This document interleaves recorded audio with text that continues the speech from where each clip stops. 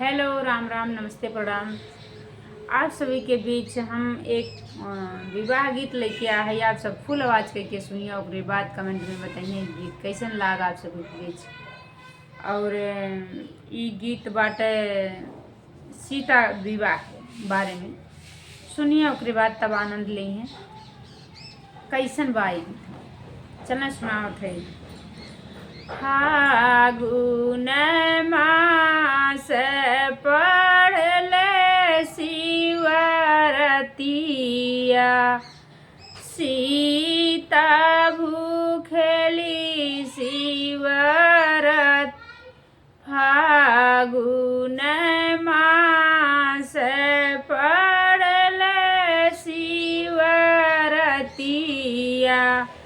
सीता भूखेली शिवरत। फूलवा जे चुनी सीता गजरा बनवाली, शिवजी के दिही पहिन। फूलवा जे चुनी सीता गजरा बनवाली, शिवजी के दिहनी पहिन। शिवजी के दिहनी पहिन। शिव हंसे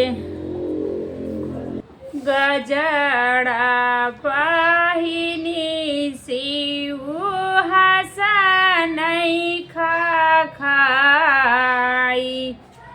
जवानई मगन तू ही मगा मोरी सीता, उहवई मगन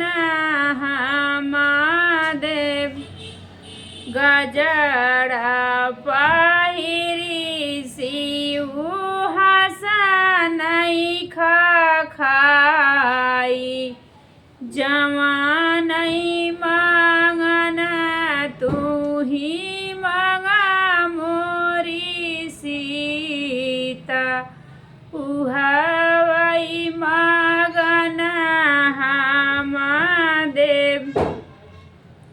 मैया के मगई सीता धन सोनावा, अपना के अमार सुहाग।